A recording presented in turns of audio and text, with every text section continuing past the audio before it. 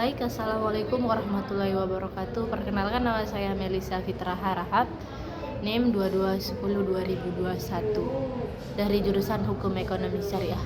Jadi di sini saya membuat video guna memenuhi tugas dari mata kuliah Hukum Lembaga Keuangan Non-Bank yang diampu oleh Bapak Nasruddin Khalil Harahap MH. Jadi di sini saya akan menjelaskan materi yang berjudul dana pensiun. Nah, teman-teman, di sini teman-teman tahu nggak apa itu dana pensiun? Jadi, dana pensiun ini secara umum dapat dikatakan suatu karyawan itu membayar dana atau mendapat potongan setiap bulannya kepada suatu perusahaan atau suatu lembaga. Kemudian dengan perjanjian apabila batas usia atau jangka waktunya sudah cukup, maka uang itu akan dikembalikan. Jadi dana pensiun itu ketika kita sudah membayarkan setiap bulannya potongan-potongan, dalam jangka waktu tertentu kita akan mendapatkan kembali lagi uang tersebut. Nah, biasanya itu di usia tua atau dengan sebab-sebab yang lain. Nah, itu yang dimaksud dengan dana pensiun, teman-teman.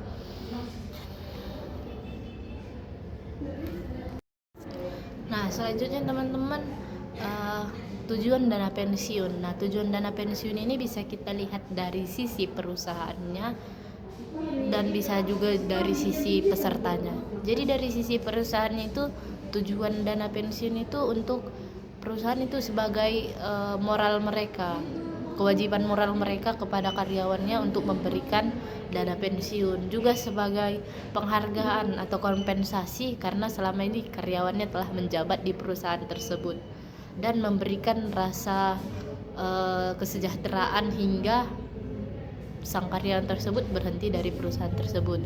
Kemudian kalau dari sisi peserta asuransinya, jadi tujuannya itu untuk kayak memberikan rasa aman terhadap peserta asuransinya. Jadi ketika ada dana pensiun itu tujuannya itu untuk pesertanya itu, sang peserta itu merasa aman sudah mempunyai dana pensiun, sehingga tidak khawatir lagi di usia senjanya, usia tuanya dia tidak akan mendapatkan uang. Jadi begitu dari sisi pesertanya. Kemudian juga sebagai jaga-jagalah untuk masa tuanya nanti. Kemudian ada juga manfaat dari dana pensiun. Manfaatnya itu sebagai asuransi, sebagai dan banyak lagi manfaatnya untuk peserta asuransi dari dana pensiun. Jadi teman-teman, manfaat pensiun ini ada terbagi menjadi lima. Yang pertama itu manfaat pensiun normal. Jadi manfaat pensiun normal ini yaitu pensiun yang terjadi pada saat usia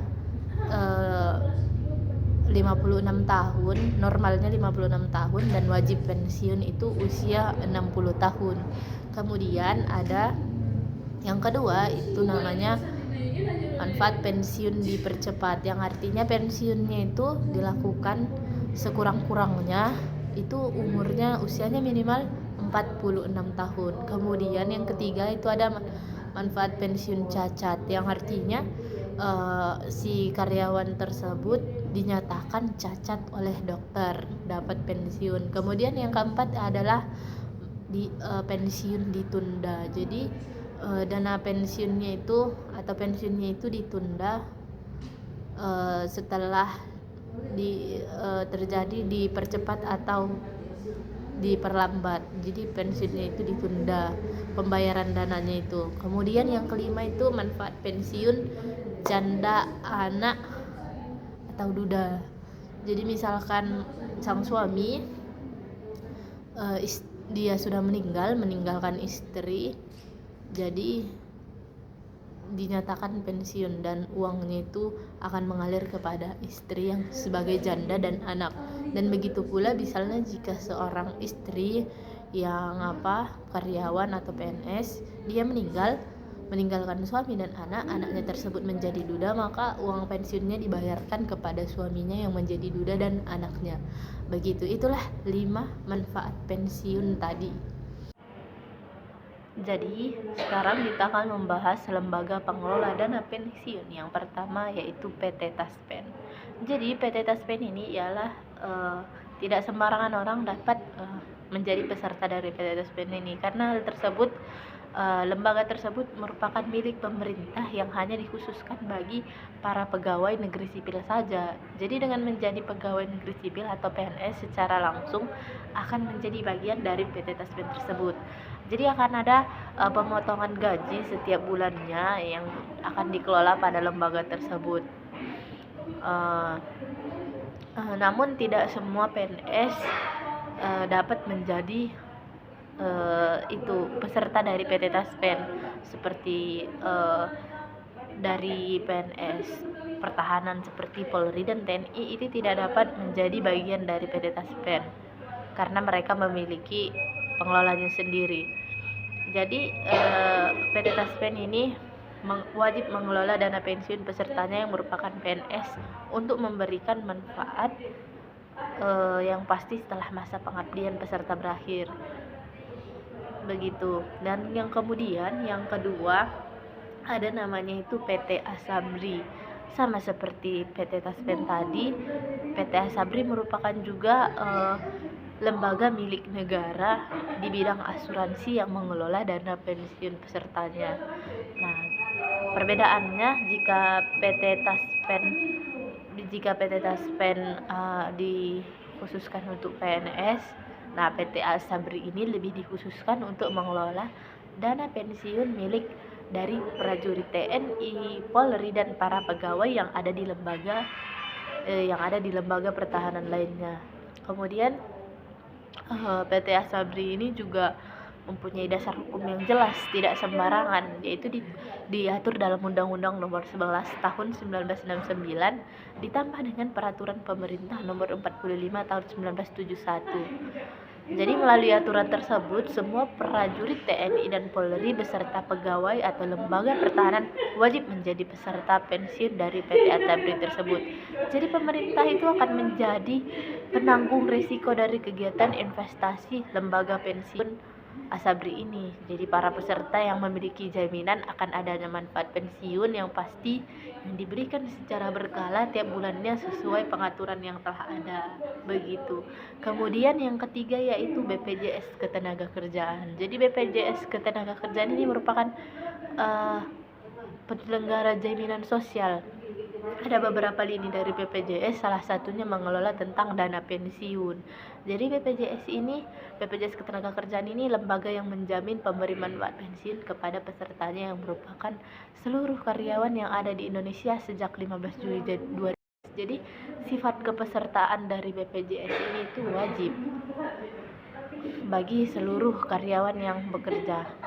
Kemudian dana pensiun yang seperti ini tertuang pada dasar hukum pelaksanaan kegiatan BPJS Ketenagakerjaan, yakni Undang-Undang Nomor 40 Tahun 2004 dan Undang-Undang Nomor 24 Tahun 2011. Negara juga akan menjadi pihak penanggung risiko dari kegiatan pengelolaan dana pensiun yang dilakukan BPJS Ketenagakerjaan. Dengan demikian, peserta dapat memperoleh manfaat pensiun yang dibayarkan sesuai rumah yang dijanjikan oleh BPJS Ketenagakerjaan. Dan yang keempat, ada dana pensiun lembaga keuangan atau DPLK. Jadi lembaga dana pensiun yang satu ini memiliki kepesertaan yang bersifat sukarela. Siapapun dapat menjadi pesertanya asal mendaftarkan diri dan menyetorkan dana sesuai kesepakatan dengan jangka waktu tertentu. Jadi dasar hukum dari DPLK ini adalah Undang-Undang Nomor 11 Tahun 1992. Jadi tidak asal-asalan mempunyai dasar hukum ya teman-teman. Kemudian DPLK ini sifatnya lembaga sementara, pelaksanaannya bisa beragam tergantung lembaga keuangan mana yang mau menghadirkan program dana pensiun ini. Contohnya DPLK yang ada di Indonesia seperti Manulife, DPLK Muamalat maupun DPLK Bumi Putra. Dapat dikatakan pendiri dari DPLK adalah pihak bank atau perusahaan asuransi. Jadi ketika memutuskan dana Anda dikelola oleh DPLK, Anda akan sekaligus menjadi penanggung risiko dari kegiatan investasi yang dikenakan pada dana pensiun Anda. Jadi jika ada kerugian, hal tersebut dapat mengurangi manfaat dari dana pensiun yang akan Anda dapatkan nantinya teman-teman. Jadi manfaat pensiun di DPLK ini menjadi tidak pasti sebab kebergantungan hasil investasi dan besaran dana yang Anda setorkan. Kemudian yang kelima yaitu ada dana pensiun pemberi kerja. Mungkin Anda pernah mendengar ya teman-teman pensiunan yang seperti ini, karena itu dana pensiunan ganda karena selain memperoleh dari lembaga pengelola wajib, ia juga ada dana pensiun dari perusahaan lain yang sifatnya sukarela. Jadi pengelola dana pensiun perusahaan ini tidak wajib tersebut dikenal sebagai DPPK. Jadi tidak semua perusahaan menyediakan DPKK bagi para pegawainya karena berdasarkan ketentuan hukumnya, lembaga yang didirikan dikelola oleh pendiri perusahaan tidak semua orang dapat bergabung jadi dalam lembaga ini. Jadi karena tidak semua orang dapat bergabung dalam lembaga pensiun ini, pesertanya hanyalah orang karyawan di kantor yang ada di DPKK tersebut, misalnya di Pertamina, Telkom, Astra maupun Bank Mandiri. Jadi nilai manfaat yang akan diberikan kepada pegawai yang sudah pensiun bersifat pasti. Itu karena menjadi penanggung risiko kegiatan investasi dari pengelolaan dana pensiun tersebut bukanlah peserta, melainkan pendiri perusahaan. Baiklah teman-teman, jadi cukup sekian materi dari saya tentang dana pensiun. Semoga teman-teman dapat mengerti dan mengambil ilmu dari materi yang saya jelaskan. Akhirul kalam, wallahul muwaffiq ila aqwamit thoriq. Wassalamualaikum warahmatullahi wabarakatuh. See you.